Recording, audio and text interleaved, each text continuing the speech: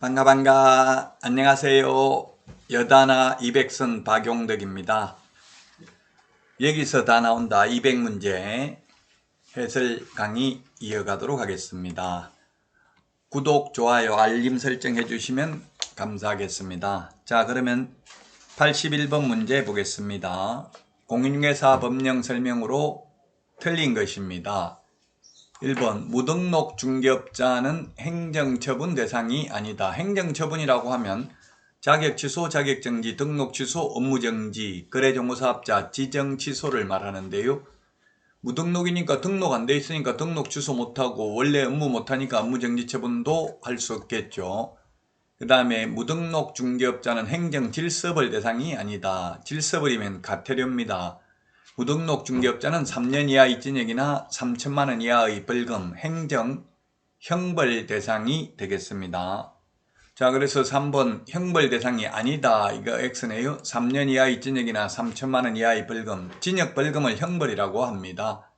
형벌 대상은 됩니다. 따라서 3번이 틀렸고요. 자, 그 다음에 4번 보조원은 행정처분 대상이 아니다. 네, 보조원은 업무정지, 등록취소 대상 아니고요. 자격증 없기 때문에 자격취소, 자격정지 대상 아니고 거래정보사업자도 아니기 때문에 지정취소 대상 아닙니다. 그리고 보조원은 과태료 대상도 아닙니다. 질서벌이 과태료라고 했죠. 물론 보조원도 행정형벌 대상은 해당되겠죠. 보조원도 징역벌금 대상에는 해당됩니다. 자, 그래서 답은 3번이 되겠습니다. 무등록 중개업자는 3년 이하 입진역이나 3천만 원 이하의 벌금, 행정형벌 대상에는 해당됩니다. 자, 다음은 2번 문제 보도록 하겠습니다. 중개업, 중개행위에 대해서 틀린 것입니다. 1번 다른 사람의 의뢰에 의하여 일정한 보수를 받고 토지에 대하여 저당권 설정에 관한 행위를 알선을 업으로 하는 경우 중개업에 해당한다 했는데 그렇습니다. 중개업은 세 가지가 필요 충분 조건입니다. 다른 사람의 의뢰에 의하여 일정한 보수를 받고 중개를 업으로 하는 게 중개업입니다. 저당권도 중개상 권리가 되겠습니다. 맞습니다. 2번 중개행위가 컨설팅 행위에 부수하여 이루어진 경우라도 중개를 업으로 했다면 중개업에 해당될 수 있습니다. 주된 업무가 컨설팅이고 부수적으로 중개를 업으로 했다 하더라도 업으로 한 이상 중개업에 해당될 수 있다. 직업적으로 했다면, 즉 무등록 중개업자가 중개를 업으로 하면 무등록 중개업자로 처벌받는데 컨설팅 업자라 하더라도 중개를 업으로 했다면 등록하고 해야 되고 등록 안 하면 무등록 중개업자로 처벌받는다는 판례입니다. 자, 그 다음에 3번 중개행위는 거래 당사자 간의 매매 등 법률 행위가 용이하게 즉 쉽게 성립할 수 있도록 조력, 도와주고 주선하는 사실행위다. 예, 중개행위는 사실행위고 중개계약은 법률행위입니다. 예, 그래서 3번도 맞고요. 4번, 네, 4번이 틀렸네요. 중개행위에 해당되는 지여부는 주관적 나오면 무조건 X입니다. 객관적으로 판단합니다. 객관적으로. 주관적이라는 것은 주인 관점에서 바라보는 게 주관적, 객관적은 손님, 고객 입장에서 바라보는 게 객관적입니다. 즉 중개행위인지는 의뢰인, 손님 입장에서 판단해야 된다. 그래서 만약에 개업공개사가 계약금 중도금을 떼먹는 것도 손님 입장에서 보면 그건 중개행위에 해당된다라는 판례입니다. 물론 직원이 계약금 중도금을 떼먹는 것도 중개행위이기 때문에 사장이 책임져야 된다. 주관적 나오면 무조건 X입니다. 우리 객관식 시험이죠? 주관적이라는 말 나오면 무조건 X다. 5번 중개행위는 개업공개사가 거래 쌍방 당사자로부터 의뢰받아 중개하는 경우뿐만 아니라 거래의 일방 당사자 의뢰에 의하여 중개하는 경우도 포함된다. 예, 일방으로부터 의뢰받으면 그게 공동중개잖아요. 그러면 공동중개에 관여한 모든 개업공개사가 손해가 발생하면 전부 손해배상을 해야 된다는 취지입니다. 중개행위와 관련된 경우만 공인중개사법상 손해배상 책임이 있죠. 예, 단독중개뿐만 아니라 공동중개의 경우도 공동중개에 참여한 모든 개업공개사 책임이 다 있습니다. 자, 다음은 83번 문제 보도록 하겠습니다. 중개대상물에 해당하지 않는 것은 했는데 기역, 동호수가 특정된 아파트 분양권은 미래의 건축물로서 중개상물에 해당됩니다. 그러나 입주권은 추첨 기일날 당첨되면 입주할 수 있는 권리에 불과한 입주권은 중개상물이 아니고요. 관리처분 인가받은 입주권은 중개상물에 해당됩니다. 자, 그 다음에 니은은 소위 권리금 중개상물 아니고요. 디귿 소위 이동식 세차장 건물 중개상물이 아니고요. 그 다음에 추첨, 당첨 이런 말 들어가는 입주권은 중개상물 아니다. 관리처분 인가받은 입주권은 중개대상물에 해당된다. 따라서 정답은 5번이 되겠습니다. 중개상물에 해당하지 않는 것.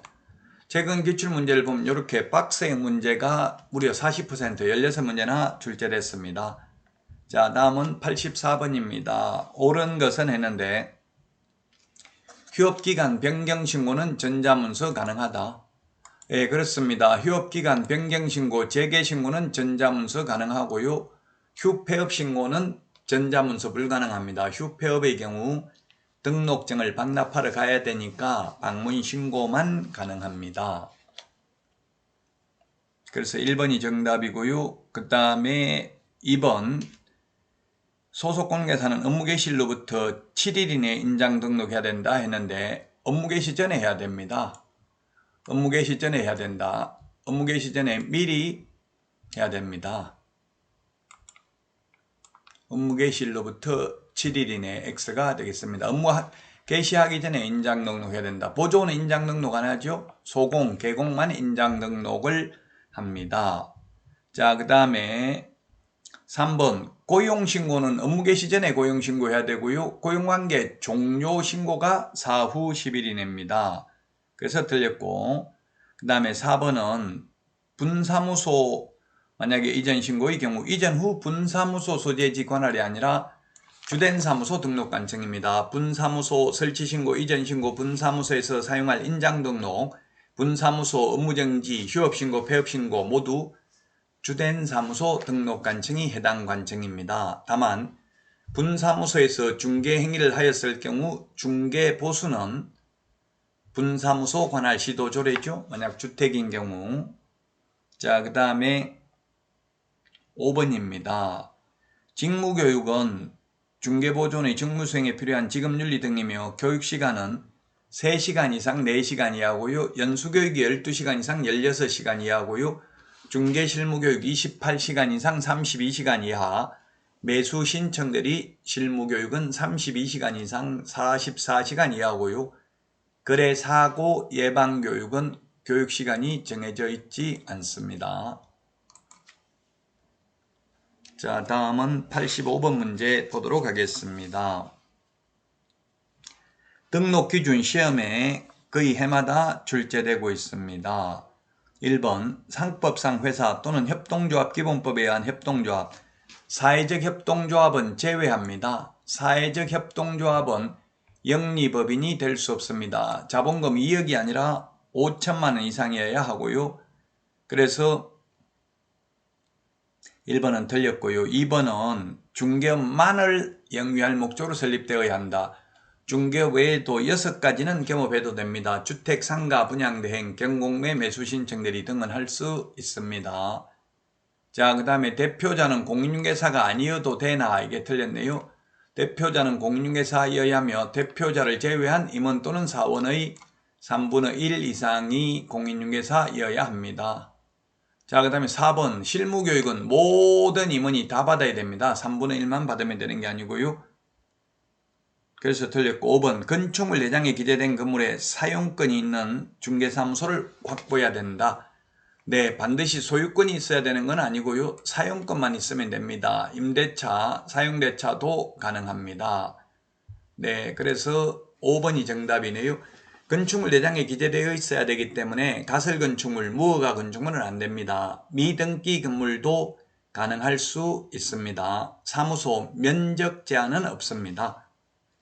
면적 제한은 없다. 그러나 실무교육 교육장 면적은 50제곱미터 이상이어야 하죠. 자, 이번 시간 여기까지 하고요. 다음 시간에 찾아뵙겠습니다. 여러분 수고하셨습니다. 안녕.